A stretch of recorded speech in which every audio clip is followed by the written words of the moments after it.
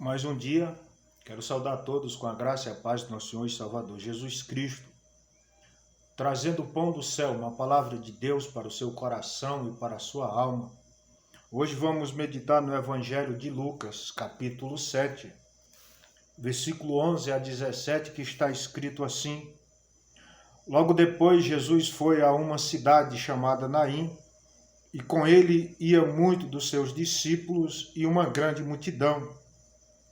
Quando chegou perto da porta da cidade, levava um defunto, filho único de sua mãe, que era viúva, e com ela ia uma grande multidão da cidade.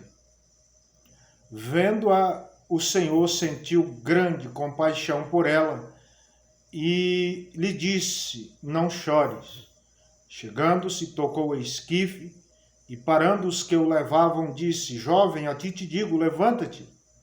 O defunto assentou-se, começou a falar e Jesus entregou a sua mãe. De todos se apoderou o temor e glorificavam a Deus, dizendo: Um grande profeta se levantou entre nós e Deus visitou o seu povo. Correu dele esta fama por toda a Judéia e por toda a região circunvizinha. Amados, o que eu vou falar agora, só quem passou pela dor da perca sabe que não tem sentimentos e palavras que possa expressar a dor de perder um pai, uma mãe, perder um irmão, uma irmã, um avô, uma avó, um parente chegado. Porque, infelizmente, a morte traz separação daqueles a quem amamos por toda a vida, e sabemos que nesta vida nunca mais iremos encontrá-lo. Nós já nascemos separados de Deus, diferente de nossos pais no jardim, que na viração do dia, ou seja, no término do dia para começar a noite, Deus vinha e falava com os nossos pais.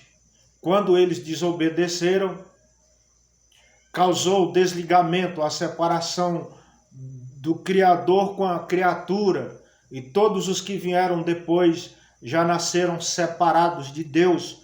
Como disse o apóstolo Paulo, enquanto estivermos neste corpo, estamos separados do Senhor, porque Deus é Espírito e nós somos corpo, alma e Espírito.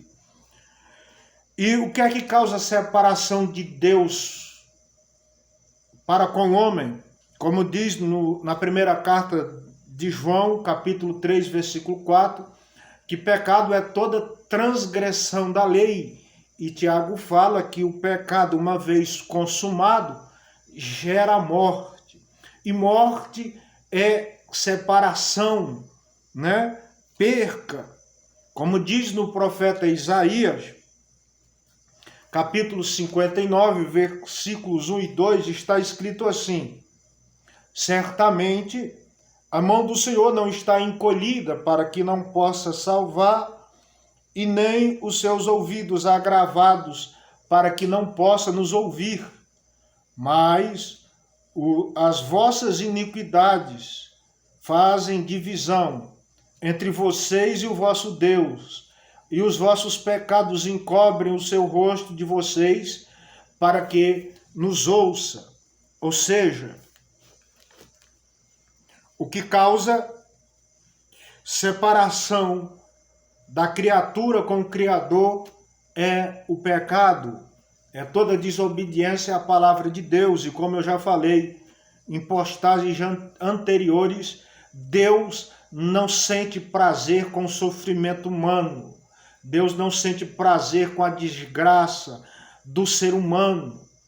Deus é bom, Ele é a fonte de toda bondade, Ele é a fonte de todo o amor. Então, é tanto que quando Jesus está entrando na cidade e vê aquela mulher que é viúva, e ver seu único filho sendo sepultado, ele teve compaixão dela, ele se toma a dor dela para si, impede aquele enterro e traz vida àquele jovem. Então, como está escrito na primeira carta de Paulo aos Coríntios, né? Capítulo 15, versículo 26, está escrito assim: o último inimigo que há de ser destruído é a morte. Tem gente que faz apologia, né, adoração à morte, desenha caveira, ou então, né, aquela sombra com a gadenha, né, com uma foice, adorando, né, cultuando a morte. Mas a morte, ela é inimiga de Deus, assim como ela é inimiga minha e sua.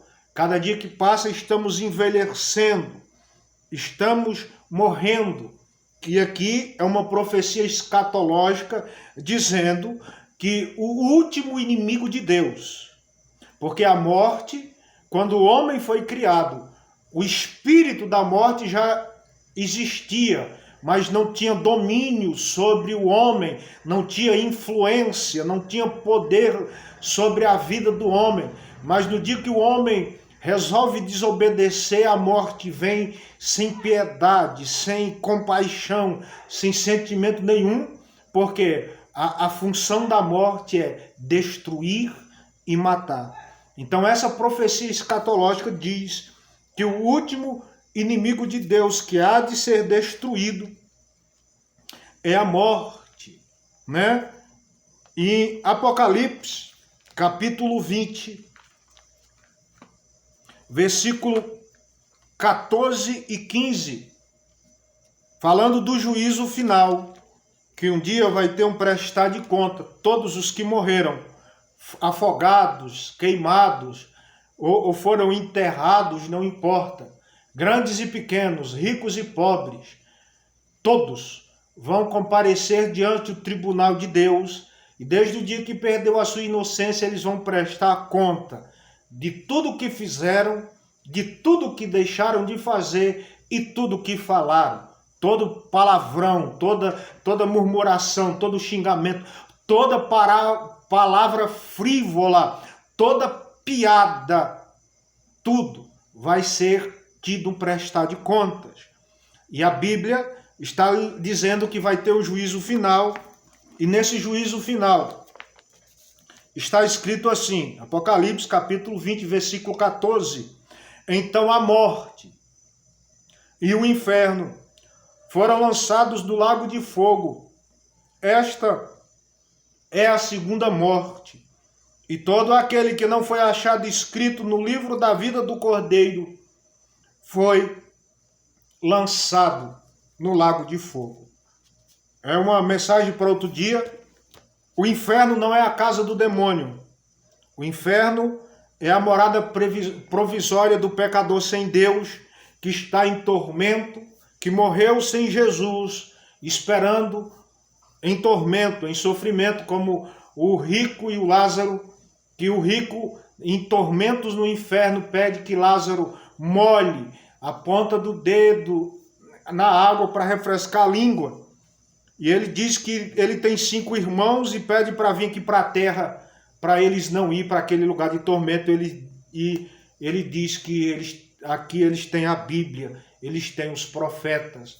Ou seja, a minha preocupação como pregador, porque aqui ninguém tem morada permanente, é entregue sua vida a Jesus e tenha Ele como seu único e suficiente Salvador, para que naquele grande dia você possa estar livre do juízo final e entrar na cidade pelas portas, porque aquele que não foi achado escrito no livro da vida será lançado no lago de fogo. Para concluir, Hebreus capítulo 2, versículo 14 e 15 diz assim: